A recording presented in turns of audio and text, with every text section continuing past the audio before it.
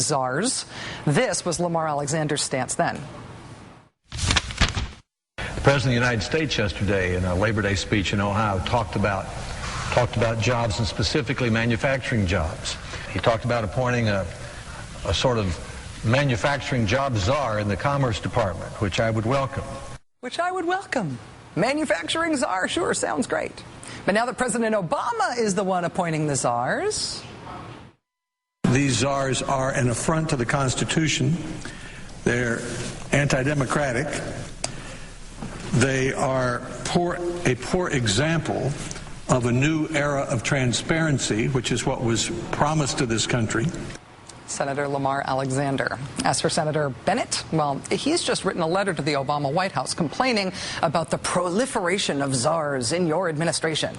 If you go to Senator Bennett's website at this very moment, you will see that one of the things on his brag list of his accomplishments in the Senate is, quote, successfully urged President Clinton to appoint a year 2000 czar.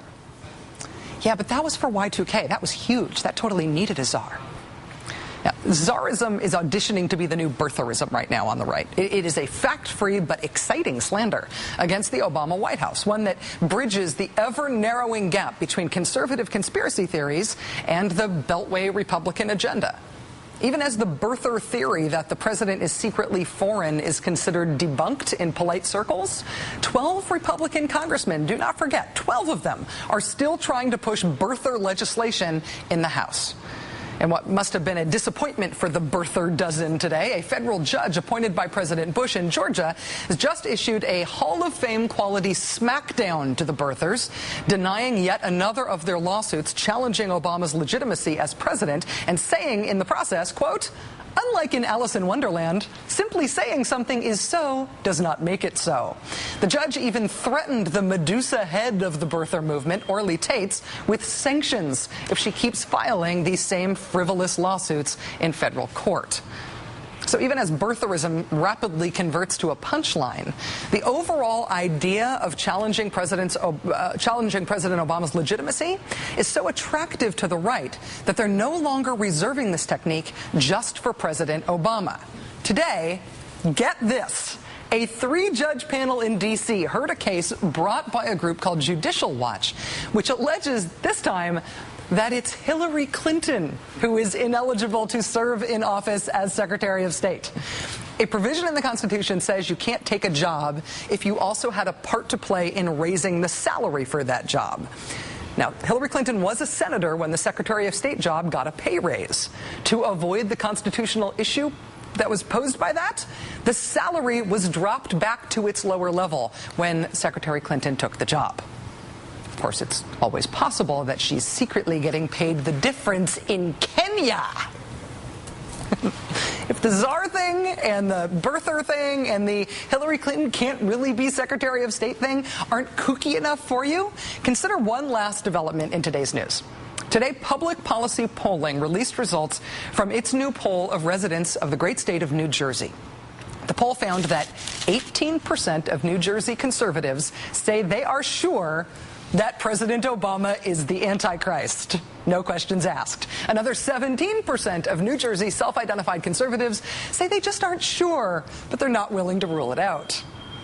What do you think the White House strategy is going to be to rebut the fact that more than 1 in 3 conservatives think the president might be the Antichrist, at least in New Jersey? That is a PR challenge.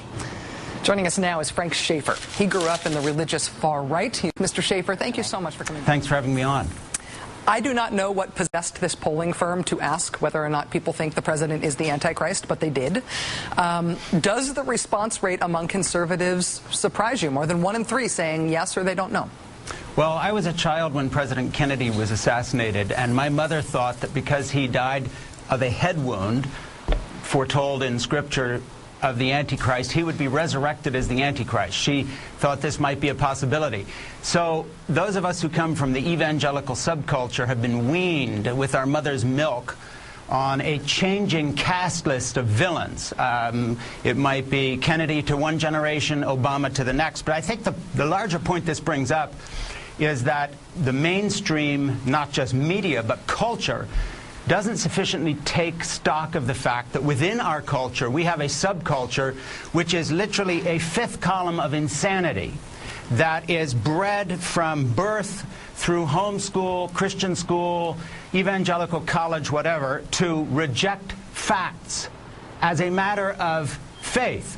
And so this substitute for authentic historic Christianity, and I may add as a little caveat here, I'm a church-going Christian, really brings up the question, can Christianity be rescued from Christians? And that's an open question. And when you see a bunch of people going around thinking that our president is the Antichrist, you have to draw one of two conclusions. Either these are racists looking for any excuse to level the next accusation, or they're beyond crazy. And I think beyond crazy is a better explanation. And that evangelical subculture has rotted the brain of the United States of America. We have a big slice of our population waiting for Jesus to come back. They look forward to Armageddon. Good news is bad news to them. When we talk about the Left Behind series of books that I talk about in my book, Crazy for God, what we're really talking about is a group of people who are resentful because they know they've been left behind by modernity, by science, by education, by art, by literature. The rest of us are getting on with our lives. These people are standing on a hilltop waiting for the end. And this is a dangerous group of people to have as neighbors, and they're our national neighbors. And this is the source of all these insanities that we see leveled at the president. One way or another, they go back to this little evangelical subculture. It's a disaster. It is one thing, though, to think about these as almost cultish views, to think about these as views that are on the fringes of beyond the edge of mainstream Christianity. It's another thing to look at the numbers. I mean, in this same poll, the numbers are also really high on the question of whether or not the president was born in the United States. 61% of McCain voters in New Jersey expressing doubt that Obama is American, saying he definitely wasn't born in the U.S. or they're not sure. The birther thing has been disproven. The Antichrist thing it's a whole other kettle of fish. But how do you work to move people off of that position? It doesn't seem like facts are relevant in trying to move people away from these beliefs. You don't work to move them off this position. You move past them. Look, a village cannot reorganize village life to suit the village idiot. It's as simple as that. And we have to understand, we have a village idiot in this country. It's called fundamentalist Christianity.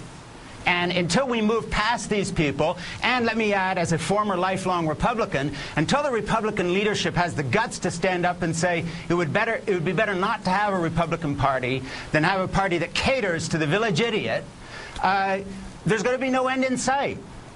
The next thing they'll do is accuse Obama of being the Antichrist, and then who knows what comes next. On and on it goes. There is no end to this stuff. Why? Because this subculture has as its fundamentalist faith that they distrust facts per se.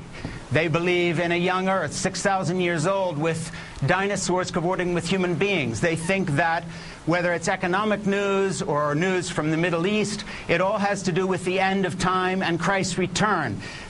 This is la-la land. And the Republican Party is totally enthralled to this subculture, to the extent that there is no Republican Party. There is a fundamentalist subculture which has become a cult.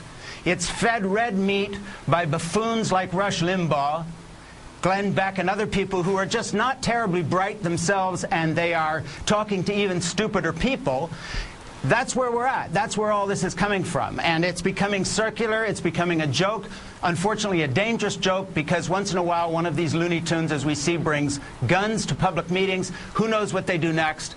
It's a serious thing we all have to face, but the Democrats and sane Americans just have to move past these people, say, go wait in the hilltop for the end. The rest of us are going to get on with rebuilding our country. Mr. Schaefer, briefly, is there anybody on the right who could be constructive here if they wanted to be? To the extent that people could be moved off of these conspiracy theories, and I understand your point that it's not true that all of them could be, but is there anybody who could be influential to try to stop the impact of these conspiracies?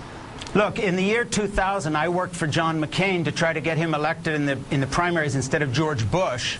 But John McCain sold out by nominating Sarah Palin, who comes directly from the heart of this movement and carries with her all that baggage. So he sold out. I don't see anybody on the Republican side of things these days who has the moral standing to provide real leadership or who will risk their position to do so.